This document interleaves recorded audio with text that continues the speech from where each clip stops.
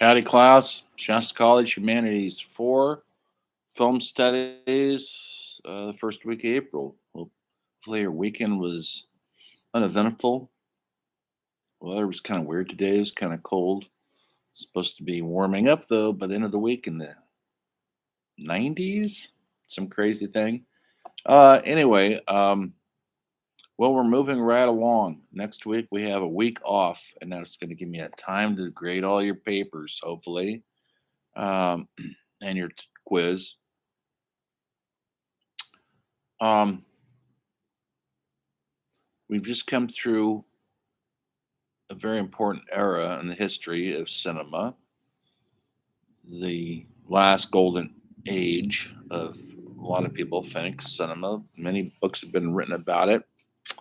Um, so this is not my opinion. We're going to come into kind of an unusual, strange, different age, the 80s. Maybe most of you weren't born then, but it was a time of the films were changing now. The studios were firmly back in control. Um, but there was a small fraction of films that were being financed independently and starting to in the early 80s, led by filmmakers like Jim Jarmusch and David Lynch, John Sayles, Spike Lee to a certain extent. I'm not going to talk about those today. That's going to be the next lecture. And then once the film festivals hit, meaning Sundance and Telluride, Toronto, when that becomes a fixture, the independent scene really blows up, but not yet. Hollywood is still controlling things, and right now they're playing it safe by making big budgeted B movies like sequels to Star Wars, sequels to Jaws, which made a lot of money in the 70s. And so they like that. They want to keep making money. They're not really thinking about complicated stories or human interest. They're just thinking about getting your money from you the quickest way they can. And sequels seem to be a good bet. Rocky comes out, the boxing movie, and they've made 5 or 6 sequels. Rambo comes out, 5 or 6 sequels because they're so popular. They just repeat it and repeat it. All of a sudden, the people running the studios weren't filmmakers or people who love cinema, but mostly people who were financially motivated to make as much money as possible. And so films kind of took a nosedive when it came to adult content. When I mean adult, folks, I'm talking about porn now. I'm talking about themes and emotions, and was replaced by movies like Goonies and Gremlins. Yes, there were some good films in the 80s. We'll talk about that next time. But right now, I want to briefly talk about genre. Genre is another French word. Does anybody know what it means? Anybody out there take your French?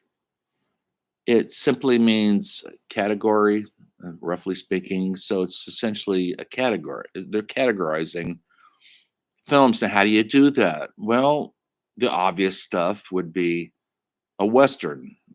That's sets it apart from other movies, but there are subgenres of Westerns. All Westerns aren't the same. There are some Westerns that are rom-com. Yes, rom-com Westerns. Uh, there are some very violent westerns, some westerns about loyalty and cattle. I mean, so there are family dynasties.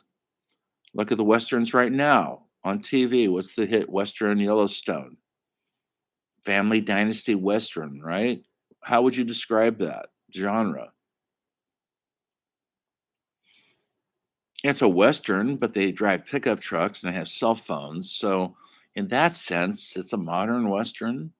They ride horses and they wear cowboy hats and they like to act tough and they shoot guns. And so there's the Western, a lot of the symbols that make up what we think is a Western, but also Westerns is about themes, not just about place and time. Historically, that's what it usually meant. Something that was done usually in the 18th, 19th century. Um, when before we had cars and airplanes and everything else. So Western was easily defined. Now it's not so easy. Look at the movie that just won Best Director, Power of the Dog. Is that a Western? I mean, they're on horseback. Pardon me. They have cowboy hats. It's set in Montana. Sephora was filmed in New Zealand. But the themes aren't what you normally see in a Western, right? The themes are about loyalty and sexuality and suppressed homo erotica. Yes, folks, the main character is way, way in the closet, and that makes him uber macho, uber male, because he's trying to hide his feelings for a young man in the movie who's very feminine. They didn't use the word gay in those days in the 1920s when this movie's set. That term didn't come out really until probably the late 60s. They used the word gay, meaning you're happy. That's how they meant it. And Cole Porter songs or in the 30s and 40s, the word gay wasn't really prominent, prominently used the way we use it today. And so, how would you define Power of the Dog as a Western? Well,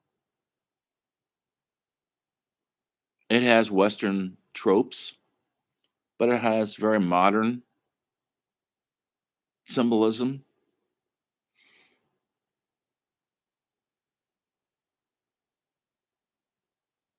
It's complicated. It's a family drama, but those are just many ways you could describe that film. So just saying it's a Western, it makes it too simplistic because it's a lot more complicated than that. A lot more complicated and how the real Old West was. Hollywood has simplified the West. Good guys, bad guys, cattle rustlers, Indians, cowboys, cavalry coming to the west, the rescue gunfighters. They've oversimplified it because it puts people in the seats. If they had complicated westerns that were as complicated as Shakespeare, and Power of the Dog is like Shakespeare, complicated themes, people wouldn't have been so readily to go to it.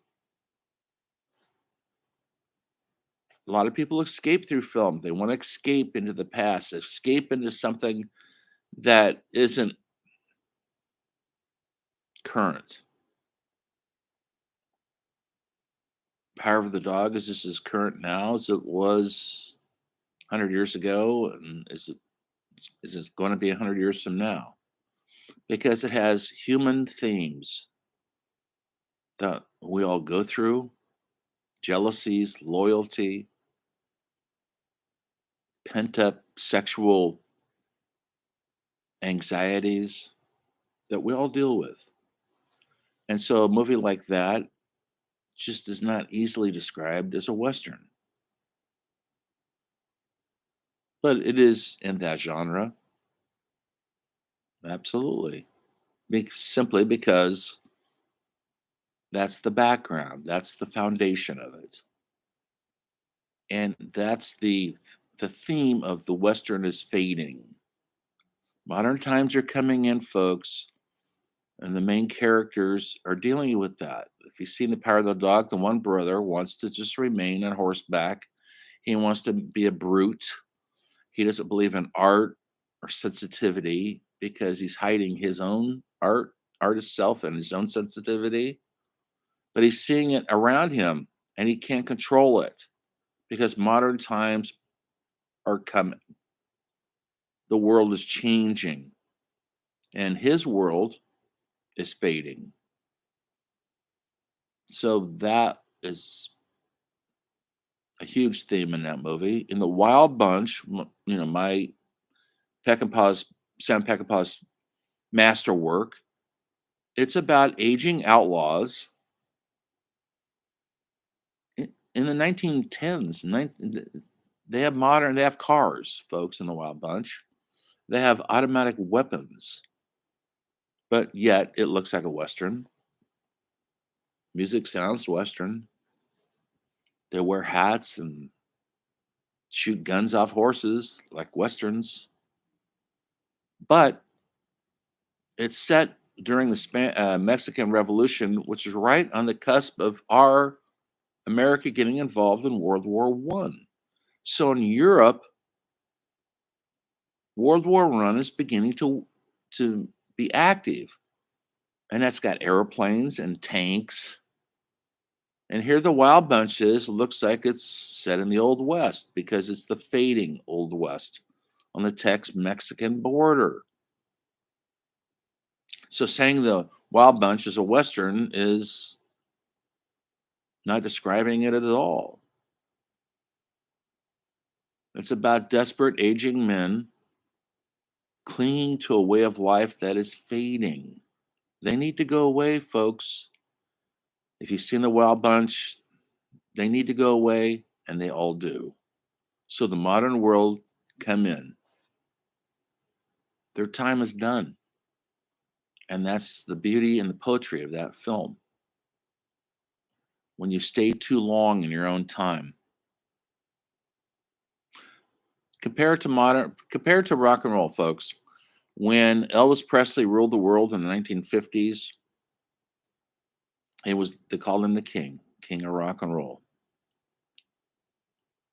When the Beatles came in, the king was no longer relevant. There was now new kings of rock and roll. They're called the Beatles. And Elvis did not know where to fit in. He had lost his audience. He was making a series of rather innocuous movies. He wasn't creating cutting edge music like the Beatles were, or all the British Invasion were, or the American rock bands were, and he was shunted off to the side. He was an oldies act. He had to try to reinvent himself. And he did, but he never quite fit in. He didn't have long hair like Led Zeppelin or Jimi Hendrix, and he didn't really care for that music. He set himself apart from that sort of music. His era had ended. He went screaming and kicking into the 60s and 70s. He didn't survive, folks. He was dead at 42 years old from too many drugs, too many poor choices. He's only 42 years old. He could not change with the times. His music was still fun, still rock and roll in a conservative way. And he was playing Las Vegas. He was playing to a different generation. The young kids kind of made fun of Elvis, the fat Elvis. 20 years before, he was the king of rock and roll. Don't ever doubt that. So, in a way, 20 years before the Wild Bunch was made, Westerns was king. It dominated television. There were more Westerns on TV in 1 year, sometimes there would be 20 to 30 Western television shows every year. That's how important the Westerns was to American life. In the 1950s, when TV started to dominate, Westerns came on. Have Gun Will Travel, Gunsmoke, The Rifleman, Bonanza, and on it went. Have Gun Will Travel, and so many more. But when the 60s hit, because the culture was changing, pardon me, and the Vietnam War was raging and Richard Nixon was in the White House, well, the young kids didn't have much time to watch Westerns. They needed something more relevant. That's when things start changing. And the Western kind of faded. They say the Wild Bunch closed the door on the Western as we know it. And it did for a while. They're still making Westerns once in a while. But, you know, they still have a place. Absolutely. Do you like Westerns? What replaced Westerns? Sci-fi. Yeah.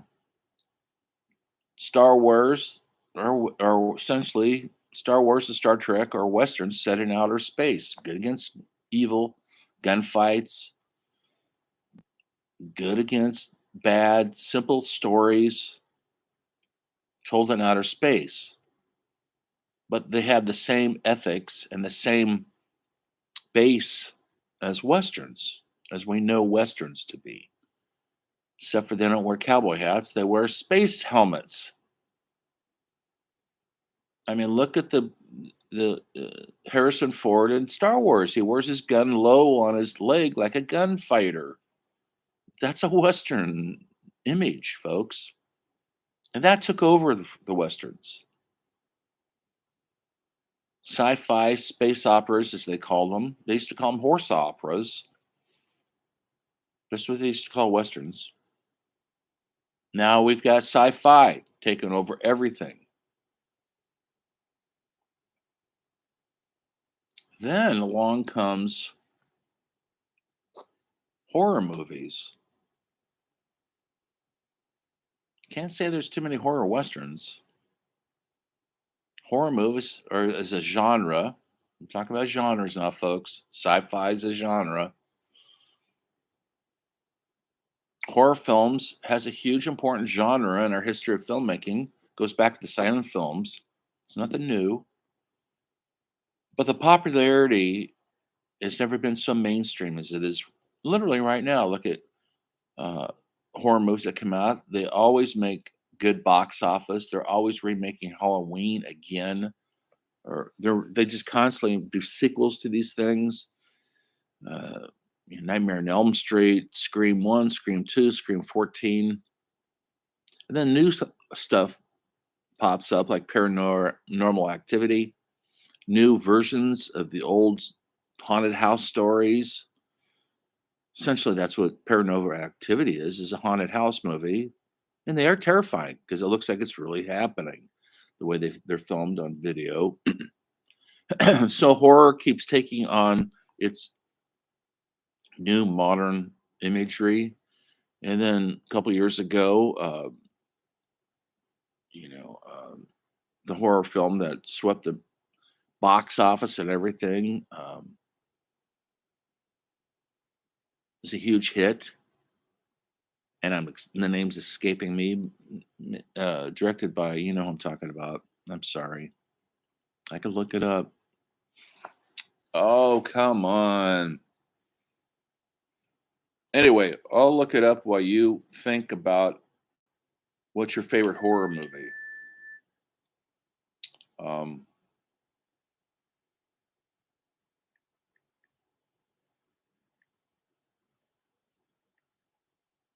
Hold on, I got it right here. Here he is, Jordan Peele, his movie, and he's really smart director. Get Out, and then he came out the next year, about 2 years later, with Us, and he comes from a comedy background. Key and Peele is a genius series that played for about 6 years. But if you ever watch that series, I've seen them all. He has some horror comedy skits in there. You could tell he's got a taste for it, a flavor for it. And so he did Get Out, and it was a huge, huge hit about a white girl taking her African American boyfriend home to meet the white liberal parents who are going to accept him. But guess what, folks? They're racist slave owners in modern times, and they're brainwashing everybody through hypnosis to become modern slaves. There's the horror. Liberals becoming slave owners. Sorry about this cough. Yes, I have a cold. No, it's not COVID, folks. Anyway, so the horror genre lives. They're usually they get people's butts in the seats. People want to see horror. It's not my favorite genre. It is not. Um, some people love it. It's like a roller coaster ride. Why do we love horror? Maybe we'll be writing about that. Not yet, though. Not going to do that yet. Then we have rom-coms, romantic comedies. They just call them screwball comedies, and there's genres of that. There's a new one out right now. They're not my favorite things. They're all a little too cute for me, and I don't like cute. But a lot of times they have the same actors in them. Being cute. Bradley Cooper or Ryan Gosling or Ryan. One of those Ryan guys. They're all named Ryan, right? Ryan Reynolds, Sandra Bullock will star in it. She's in a new one. Channing Tatum. What guys? Channing Tatum.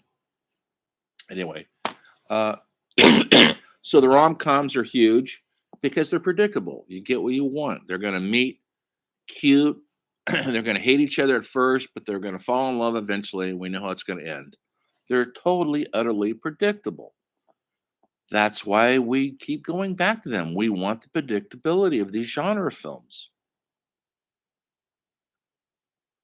Historic dramas. I don't know if you like historic dramas, but they're really popular, especially on limited TV series, is the Gosford Park and the Downton Abbey and the rest.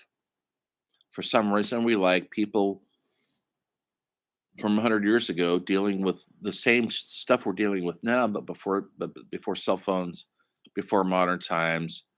Sexually repressed people, usually that's what it's about. Living in mansions in England somewhere. And that's a genre. Anyway, what's your favorite genre? Do you have one? Do you go to movies because that's your thing? That's the genre you like? Do you like, you know, war movies or horror movies, westerns, rom coms? There's so many uh, different subgenres, of all that. Um, or does any of that matter to you? Are you just going for the story, or you follow the actors, or maybe the director? Genres are important. They're very much a part of the American fabric, American cinema fabric. And that's where the story of film is going to end today. On that note, think about your favorite genre. Maybe I'll have you write your paper about it. Who knows? No. Anyway, next week we're off, and then we come back and we're down to 4 weeks, and we got to go fast and furious. Keep up your journals. Have faith on me getting the grades finished. I'm working on it. And remember, everything is cinema.